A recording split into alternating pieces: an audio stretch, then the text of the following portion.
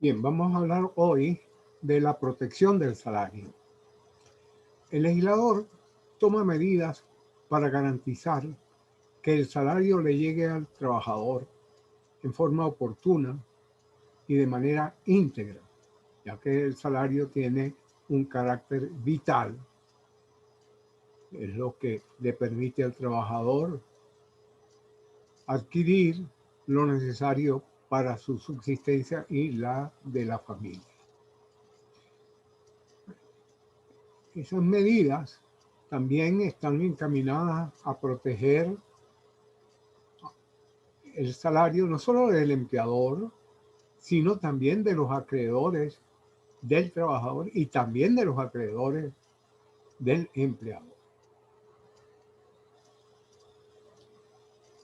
En primer lugar, la forma de pago del salario.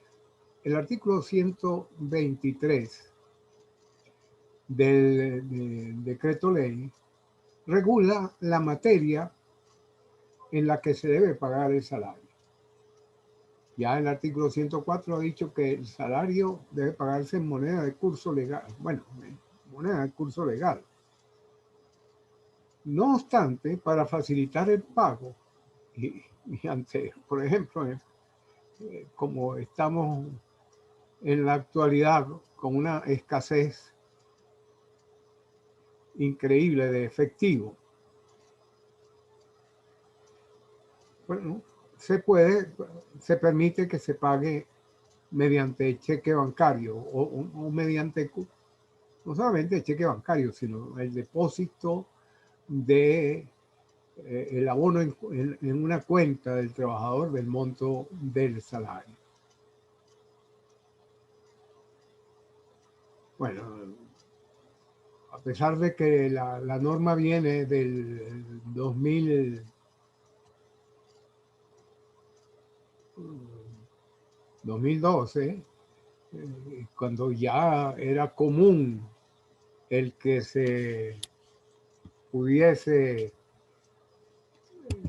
establecer el, las transferencias bancarias, sin embargo no lo regula, pero sí dice que el salario se puede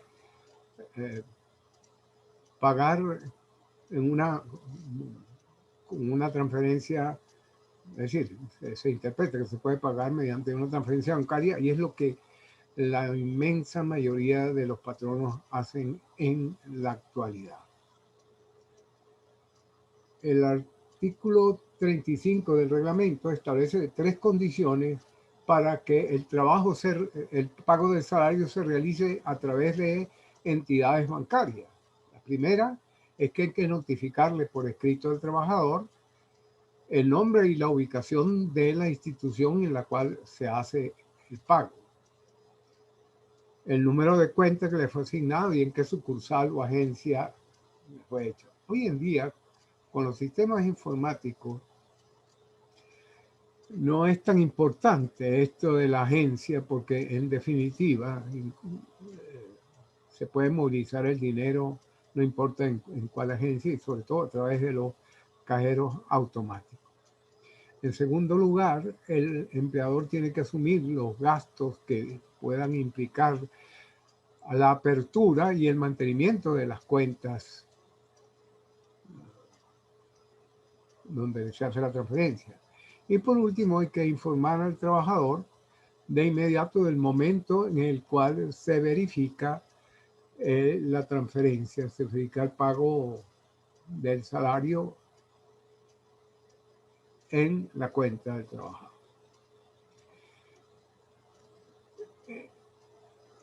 También se prohíbe a los bancos, o sea, que no abran las cuentas de los trabajadores, los bancos que pongan problemas para abrir las cuentas a los trabajadores. Y la parte único del artículo 123, como ya hice referencia antes, prevé la posibilidad de que parte del salario se pague en especie, por ejemplo, en alimentos, en provisión de alimentos o de la alimentación o de vivienda, cuando esto vaya en beneficio del trabajador. La ley no dice qué parte, pero se supone que tiene que ser una parte inferior al 50% o al 30%, se decía en un momento. Otra medida de protección: el pago tiene que hacerse directamente al trabajador o también a la persona que él autorice. Autorización que tiene que ser por escrito y en cualquier momento puede ser revocada.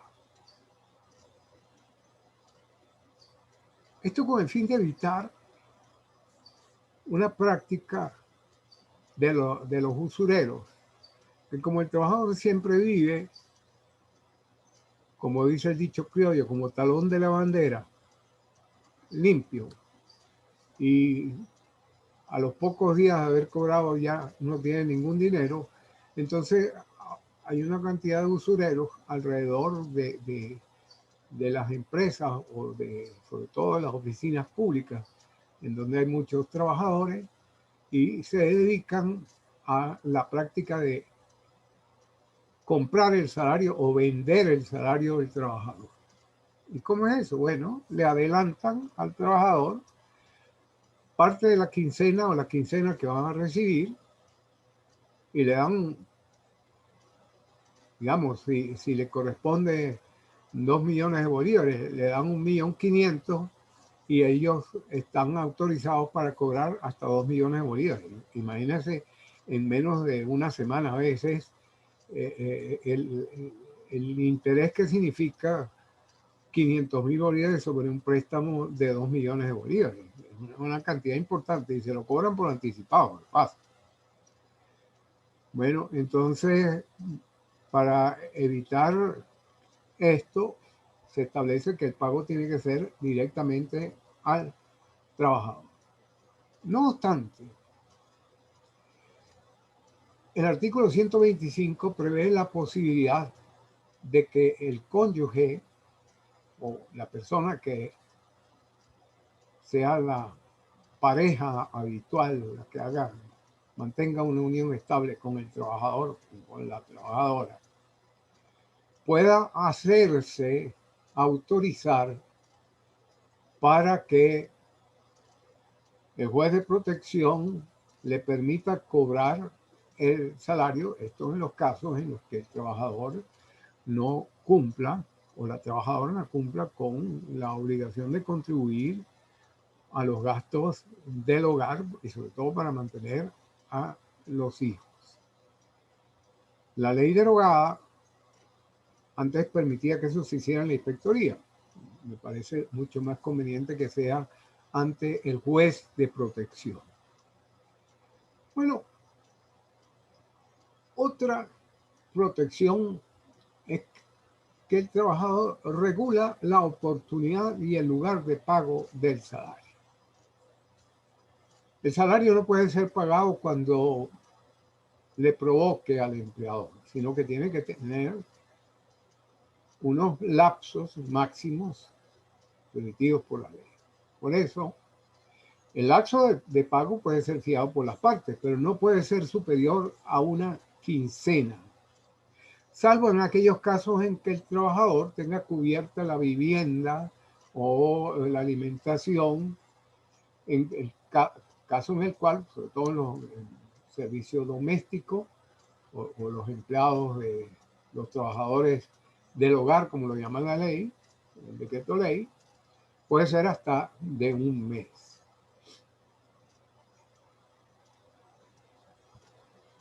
Y el salario, acuérdense que es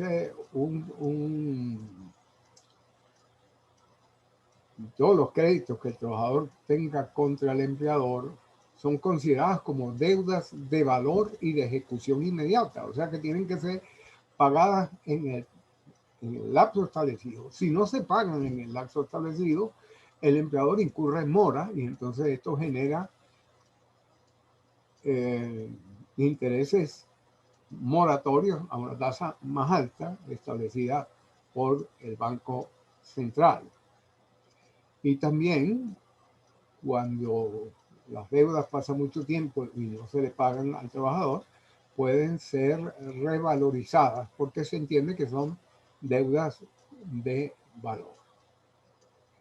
El pago debe realizarse, como les dije, en lapsos no mayores de 15 días. Puede ser semanales o quincenales. Ahora, cuando el día de pago coincida con un día feriado, la ley establece que hay que pagarlo el día inmediatamente anterior. La ley contempla el lugar de pago y dice que no puede ser otro de aquel en el que el trabajador preste su servicio. Evidentemente, cuando el pago se hace por una transferencia, esto no tiene mayor importancia. Y antes, cuando se pagaba mediante cheque, práctica que hoy en día está en desuso, pues había que darle oportunidad que el trabajador dentro de la jornada pudiese ir hasta el banco a cambiar su cheque. Esto hoy en día no tiene razón de ser, porque el cheque se hace mediante transferencia y el trabajador puede utilizar la tarjeta para pagar en cualquier establecimiento, o puede hacer transferencia, o puede sacar plata, bueno, podía sacar plata de los cajeros. Y se prohíbe expresamente que el pago se haga en bares, cafés, tabernas, o sea, en lugares de recreo y donde el trabajador tenga la tentación en la mano de gastar el dinero que es para satisfacer las necesidades vitales de él y de su familia en otras cosas. Salvo a los trabajadores que trabajan en esos sitios, porque bueno, se supone que ellos están curados.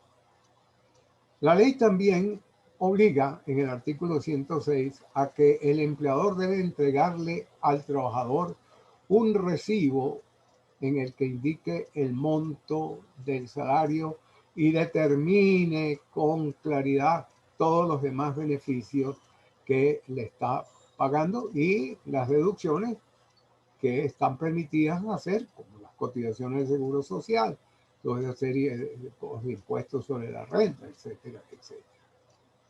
Bueno, en primer lugar dice que el patrono le otorgue un recibo al trabajador. Bueno, aquí hay una redacción incorrecta, porque quien otorga el recibo es el que recibe el pago, no el que paga. O sea, el recibo es la constancia de que le pagaron y quien puede dar fe mediante su firma de que le pagaron es el trabajador. Pero claro, lo que pasa es que es el trabajador el que elabora los recibos de pago y el trabajador los firma, los otorga, cuando otorga el documento. Ahora, ¿se puede hacer eso de manera electrónica? Sí, evidentemente, de acuerdo con la ley de firmas electrónicas y de datos, se puede hacer mediante un correo en donde le envían al trabajador la descripción de todo lo que le están pagando. Y con el recibo en su correo el trabajador, pues con eso se puede demostrar que se le pagó. Además de que si se hizo una transferencia bancaria, se demuestra que el trabajador recibió una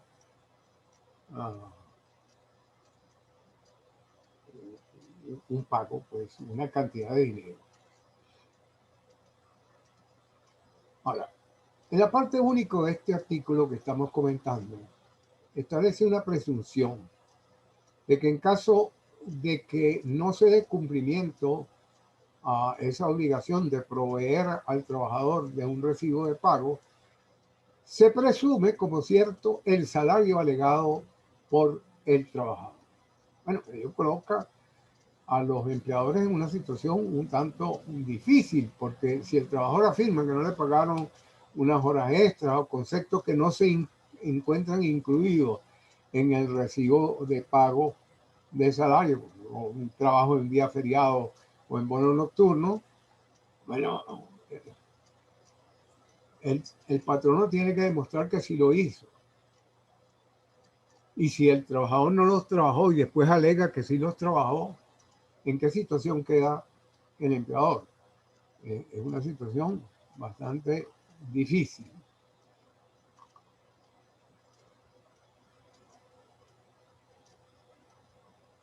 Y la norma también dice que si esto no se cumple puede dar sanciones, lugar a sanciones. Sin embargo, en la ley no hay ninguna sanción establecida. Y si aplicamos el principio de que nulla pena, nullum crimen, sine previa ley, si no está prevista una sanción, evidentemente que no se puede imponer una sanción, una norma vacía. También el legislador quiere limitar los descuentos que se le hagan al trabajador. De acuerdo con el artículo 154,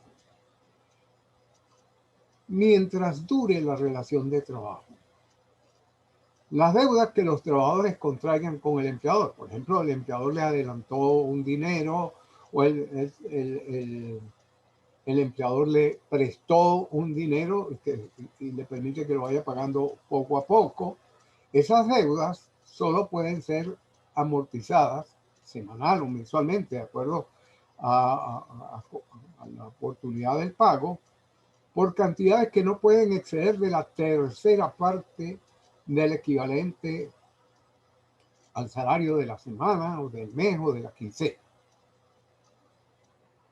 ¿Por qué? Porque lo demás no tiene que emplear el trabajador para satisfacer sus necesidades. Ahora, puede darse el caso de que la relación de trabajo haya terminado y el trabajador todavía le queda debiendo una cantidad importante al empleador.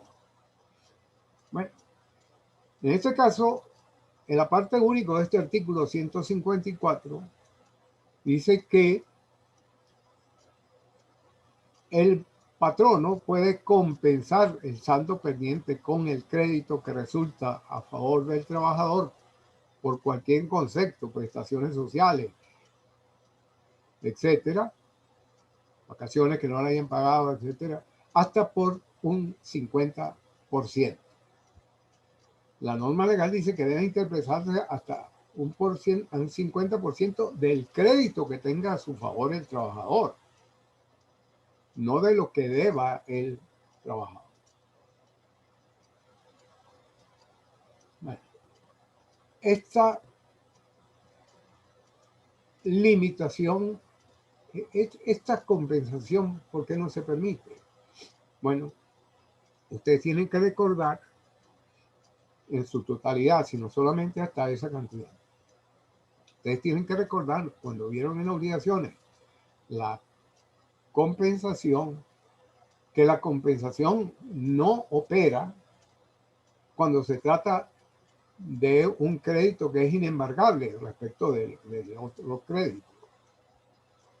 De manera tal de que como las prestaciones sociales y los salarios del trabajador, todo eso esos créditos a favor del trabajador son inembargables, en principio, de acuerdo con la ley, no operaría la compensación de pleno derecho. Sin embargo, aquí la ley permite una compensación hasta un 50%.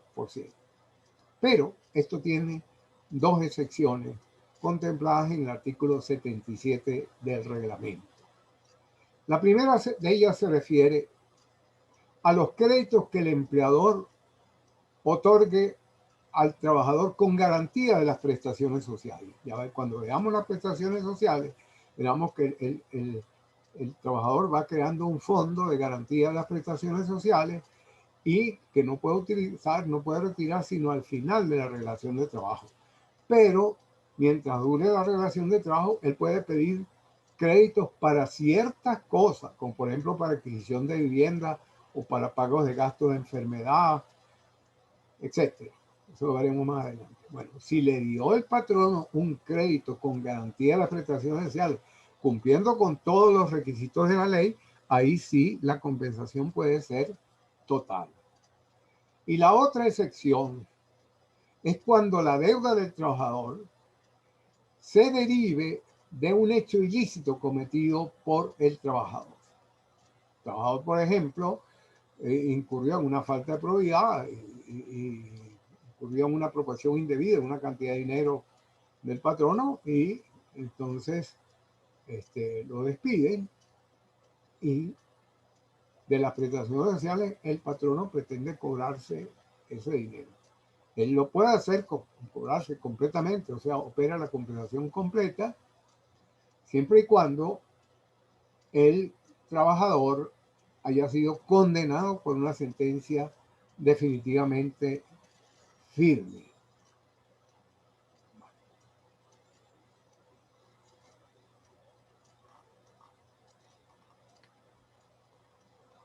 Ahora,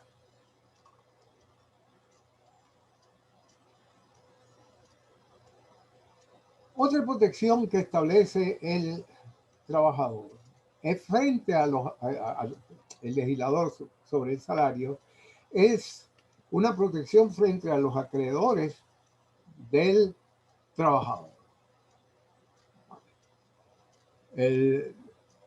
Eso se protege con la inembargabilidad total del salario y de las prestaciones sociales. De acuerdo con el artículo 152, son inembargables el salario y las prestaciones sociales. Y todos los créditos que se deriven de la relación de trabajo, salvo, ¿verdad?, para garantizar pensiones alimentarias decretadas por un tribunal con competencia en protección de niños, niñas y adolescentes. En ese caso se puede embargar las prestaciones sociales y el salario y todo por la cantidad que sea necesario para garantizar esos derechos de alimentación de los menores.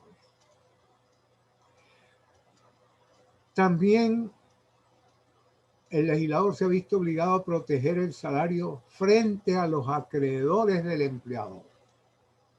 ¿Por qué? Bueno, imagínense que una empresa quiebra y le debe una cantidad de dinero a los trabajadores. Bueno, en la quiebra, los acreedores de ese comerciante quebrado, de esa empresa quebrada, van a querer recuperar sus créditos y van a tener abogados y van a pretender pasar por encima de todo el mundo y recuperar sus créditos, sobre todo los créditos hipotecarios o los créditos que tienen garantías prendarias, etcétera, los créditos privilegiados. Y entonces después para el trabajador no queda absolutamente nada. Bueno, para evitar esto, el artículo 151 establece que el salario, las prestaciones sociales, las indemnizaciones que el patrono por cualquier concepto le deben al trabajador con ocasión de la relación de trabajo, gozarán de un privilegio y de preferencia absoluta sobre cualquier otro crédito, incluyendo los créditos hipotecarios y prendarios. De manera tal que el trabajador es el que primero cobra, primero que los acreedores hipotecarios y los acreedores prendarios. Es el que va a cobrar todo eso. Bueno, el artículo 150 de la ley es el galimatías más espantoso. El que lo logre interpretar correctamente, yo creo que hay que darle el premio Príncipe de Asturias o algo así. Premio Nobel que creen especial para los genios que pueden interpretar galimatías.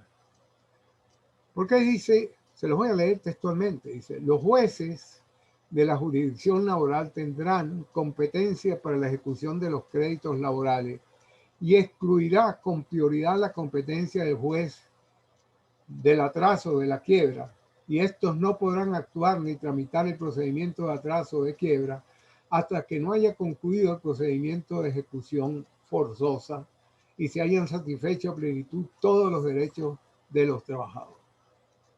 Fíjense una cosa. Según esto, el juez mercantil no puede tramitar el procedimiento de quiebra hasta que no haya concluido el procedimiento de ejecución de los derechos de los trabajadores. Pero, señores, la quiebra, el único que la puede decretar es el juez mercantil. Entonces, ¿cómo se va a proceder a la ejecución de los créditos de los trabajadores en caso de quiebra si no ha sido decretada la quiebra? Pero lo que es peor, el estado de atraso es cuando el comerciante tiene un activo superior al pasivo, pero no tiene activo circulante con qué pagar. Entonces, va donde el juez mercantil y dice, mire, señor, yo necesito que me declare un estado de atraso. Que le diga a mis acreedores que me den un plazo, un lapso que me permita hacer operaciones y realizar activos para tener circulante para poderle pagar a todos los acreedores, que yo tengo con qué pagar. Lo que pasa es que ahorita no tengo efectivo. Ajá. Y sí, antes de declarar el atraso, tienen que pagarle a todos los trabajadores. Bueno, ¿con qué se queda el comerciante, el empleador, el empresario, para poder continuar con su gestión, gestionando su negocio y poder generar dinero para pagar a los acreedores? Explíquenme eso. ¿Verdad que esto es absurdo? Bueno, dejémoslo hasta